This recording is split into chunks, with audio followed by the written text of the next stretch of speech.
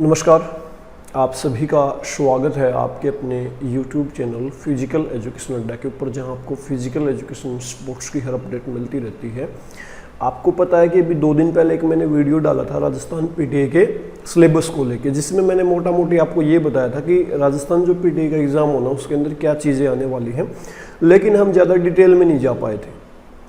तभी मेरी नज़र 2018 में जो पीटीए का एग्ज़ाम हुआ था उसके सिलेबस के ऊपर पड़ी और उसमें थोड़ा सा और ज़्यादा डिटेल में दिया था लास्ट भर्ती में, लेकिन इस भर्ती में उतना ज़्यादा डिटेल में वो चीज़ें नहीं दी गई। तो मैं इस वीडियो में आपको वो सारी चीज़ें 1 बाय 1 बताने वाला हूँ जो लास्ट ईयर की भर्ती में दी गई थी, और मेरी कोशिश रहेगी सारी चीज़ें मैं आपको 1 बाय 1 थोड़ी सी और ज़्यादा डिटेल में जाके बता पाऊँ, ताकि 25 सितंबर 2022 को जब हम एग्ज़ाम में बैठे तो वहाँ पे ये हमें अफसोस ना रहे कि मेरे को इस टॉपिक का पता होता तो और बेहतर परिणाम मैं लेके आ सकता था। मेरी कोशिश रहेगी मैं जो भी चीज़ें आपको बताऊंगा वो साथ की साथ फोटो भी मैं साइड में या नीचे लगाता रहूं, जिससे आप उसको ऑब्जर्व कर पाएँ, पढ़ भी पाएँ, जो मैं आपको एक्सप्लेन करने की कोशिश करूँगा।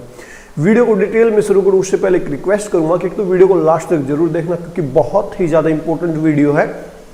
आपने लास्ट वीडियो में ये तो सुना होगा कि ऑल इंडिया जीके हमें पढ़नी है, तो ऑल इंडिया जीके में बहुत सारी चीज़ें आ जाती हैं, जैसे इंडियन कॉन्स्टिट्यूशन है या भारत की जो कृषि वाली जो चीज़ें हैं या भौगोलिक क्षेत्र, सारी बहुत सारी जीके में बहुत सारी चीज़ें आती हैं, उसके ऊपर भी हम बात करेंगे। और राजस्थान की किस प्रकार की चीज़ें एग्जाम में आने की संभावना है वो भी हम बात करेंगे। स्पोर्ट्स से रिलेटेड क्या चीज़ें करंट अफेयर की वहाँ पे आ सकती हैं, साइकोलॉजी कितने नंबर की आएगी, सारी एक एक करके हम बात करने वाले हैं।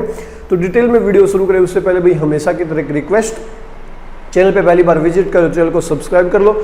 इसके अलावा ये जो पीडीएफ है ये आपको टेलीग्राम चैनल के ऊपर मिल जाएगी, वीडियो के डिस्क्रिप्शन में टेलीग्राम चैनल का लिंक है, उसको आप फॉलो कर लीजिए। अब वीडियो को डिटेल में शुरू करते हैं। तो ये अब क्या हुआ 2018 और इनमें फ़र्क क्या है, 2018 की जब भर्ती निकली थी उसमें बहुत सारी चीज़ें डिटेल में दी गई थी। भाई हम पेपर 1 की यहाँ पे बात करें, पेपर 1 की जो चीज़ें हैं उनके ऊपर हम डिटेल में जा रहे हैं। तो सबसे पहले आपको geographical, historical, cultural and general knowledge of Rajasthan आनी चाहिए। इसमें क्या क्या चीज़ें शामिल रहेंगी, एक तो भाई इसके लोकेशन, स्टेट वगैरह, रिलीफ फीचर्स जो भी ये रिलीफ फंड वगैरह, क्लाइमेट क्या है, ड्रेनेज, ठीक है, agriculture, livestock, dairy development, population distribution, growth, literacy, sex ratio, religious composition, industries, planning, budgetary, trends, major tourist centres, इनके बारे में आपको पूरी नॉलेज होनी चाहिए राजस्थान को लेके। हम राजस्थान जीके की बात कर रहे हैं पहले। इसके बाद एनिशियंट कल्चर, जो इनका पुराने समय का कल्चर है, फिर civilisation of Rajasthan, Kalibangan, Ganeshwar, Bairath BAIRATH करके भारत है, ये शायद भारत होगा, ये आहर, ठीक है, ये भी आपको इनके बारे में भी डिटेल में आपको स्टडी करनी है। इसके अलावा history of Rajasthan from 8th to 18th century, 8वीं से 18वीं सेंचुरी के बीच की आपको हिस्ट्री आनी चाहिए, जिसमें आपका गुज्जर प्रतिहार वंश आ गया, चौहान ऑफ अजमेर आ गया, रिलेशन विद दिल्ली सुल्तान आ गया, Mewar, Ranthambore, Jalore, Rajasthan with and Mughals, Sanga, Pratap, Mansingh of Amer, Chandrasen, Rai Singh of Bikaner, Raj Singh of Mewar, इनके आपको काल याद करने हैं भाई, इनके आपको काल याद जो है करने हैं। इसके अलावा जस्ट ए मिनट,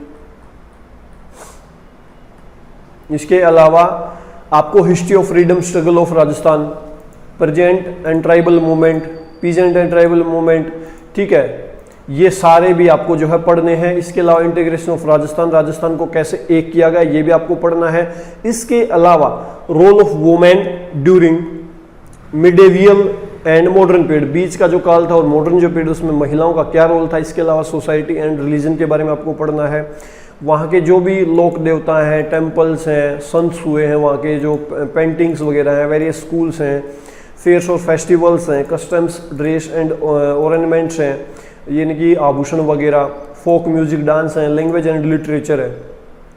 इसके अलावा ऑफिस ऑफ गवर्नर का आपको पढ़ना है, जैसे role and function of chief minister and cabinet, state secretariat, chief secretary organisation and role of Rajasthan public service commission and state human rights commission, Panchayati Raj in Rajasthan, ये सारी चीज़ें भी आपको डिटेल में पढ़नी, मतलब राजस्थान का कॉन्स्टिट्यूशन भी आपको पढ़ लेना है।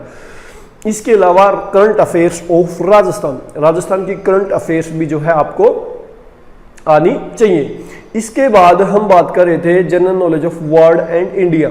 वर्ल्ड एंड इंडिया की आपको जनरल नॉलेज का ज्ञान होना चाहिए। इसके ऊपर मैं थोड़ी सी डिटेल में बात करना चाहूँगा, क्योंकि लास्ट वीडियो में मैंने ये तो आपको बोल दिया कि ऑल इंडिया और वर्ल्ड की जीके आनी है, लेकिन उसके ऊपर ज़्यादा डिटेल में मैंने आपको नहीं बताया, तो उसके बारे में डिटेल में थोड़ा जानना जरूरी है।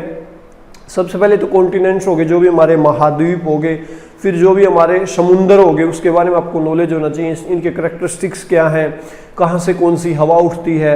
इसके अलावा ग्लोबल विंड सिस्टम है, जो हवाएं हैं, जैसे मैंने आपको बताया। इन्वायरमेंटल प्रॉब्लम्स हैं वर्ल्ड लेवल के ऊपर, ग्लोबल स्ट्रेटजीज बनाई जाती हैं। ग्लोबलाइजेशन एंड इट्स इम्पैक्ट, इसका क्या इम्पैक्ट पड़ता है ग्लोबलाइजेशन का। पॉपुलेशन ट्रेंड क्या है और इसका डिस्ट्रीब्यूशन क्या है ऑल वर्ल्ड में।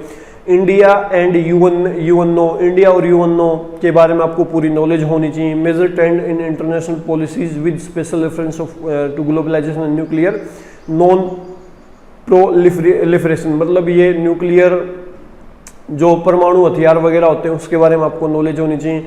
लोकेशन और इसके एडवांटेज के बारे में पता होना चाहिए। मानसून का जो सिस्टम उसका ज्ञान होना चाहिए। ड्रेनेज करैक्टरिस्टिक्स क्या है, changing pattern of agriculture and industry, इसके बारे में आपको नॉलेज होनी चाहिए। नेशनल एंड इनकम कंसेप्ट, इसका आपको पता होना चाहिए। National income concept and trend.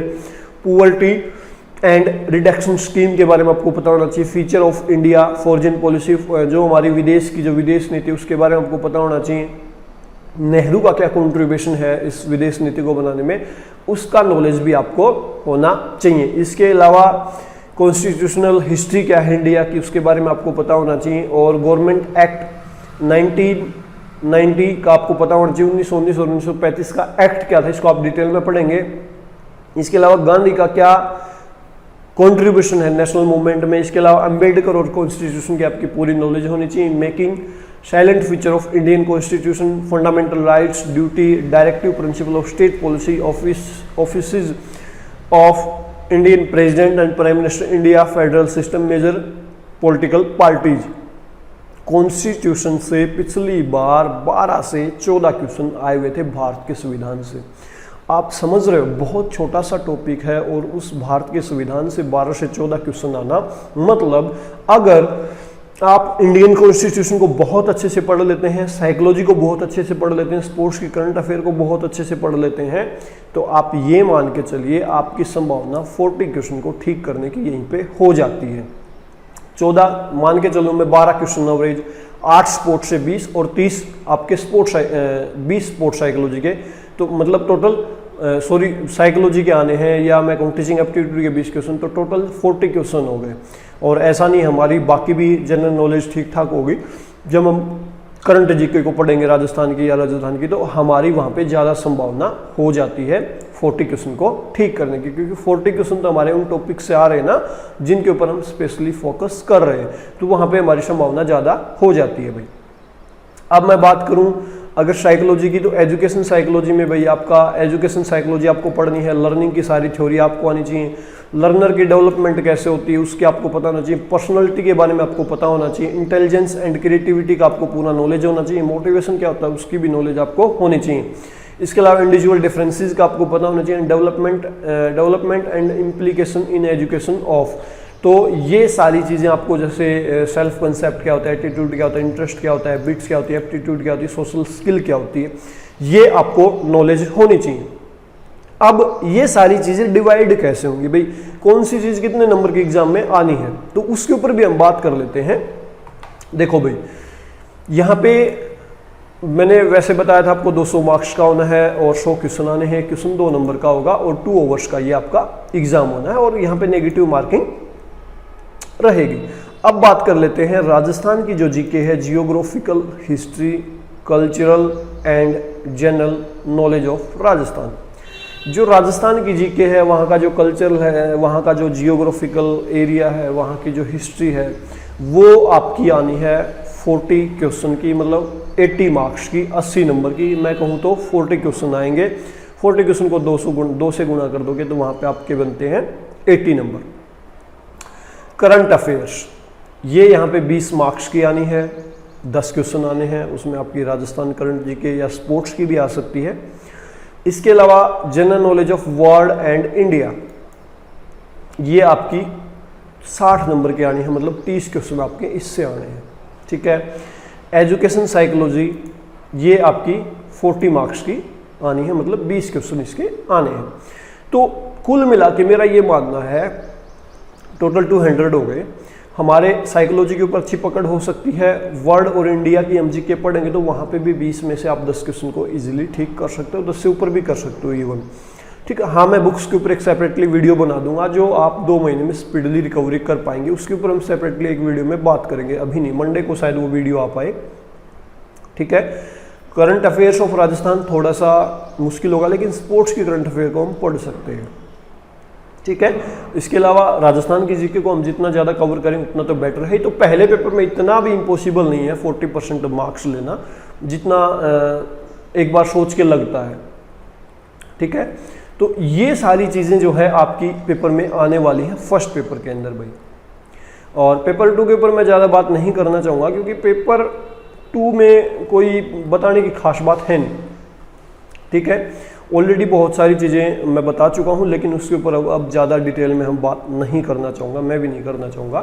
तो पेपर 1 की डिटेल में मैंने बातें बता दी हैं, क्योंकि लास्ट वीडियो में भी मैं बता रहा था तो कुछ चीज़ें छूट गई थी मेरे ख्याल से, जैसे इंडियन कॉन्स्टिट्यूशन के ऊपर मैंने बात नहीं की थी, तो इसलिए एक वीडियो और बनाना जरूरी हो गया, क्योंकि एक बच्चे ने वहाँ पर कमेंट भी कर दिया था कि इंडियन कॉन्स्टिट्यूशन से इतने क्वेश्चन आए थे, तो वहाँ पर थोड़ा सा वो ज़रूरी हो जाता है उसके ऊपर बात करना, क्योंकि मैं नहीं चाहता कि आप कोई भी चूक करें और बाद में आपको पूरी उम्र अफसोस रहे कि ये और कर लेते तो सर एग्ज़ाम क्लियर हो जाता, या यूट्यूब के ऊपर आप ये छोटी सी बात और बता देते तो बेहतर परिणाम आ सकते थे।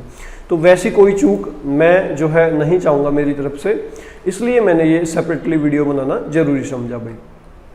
अब आपका कोई कन्फ्यूज़न है तो आप बाकायदा बिल्कुल कमेंट करके पूछ सकते हैं, मेरे ख्याल से अब नहीं बचेगा कोई कन्फ्यूज़न, मैंने सारी चीज़ें आपको क्लियर कर दी है, ठीक है। और अभी के लिए इस वीडियो में इतना ही भाई। वीडियो को आपने लास्ट तक देखा, इसके लिए आप सभी का बहुत बहुत धन्यवाद, थैंक यू सो मच। जल्दी मिलेंगे नई वीडियो में, तब तक के लिए नमस्कार, जय हिंद।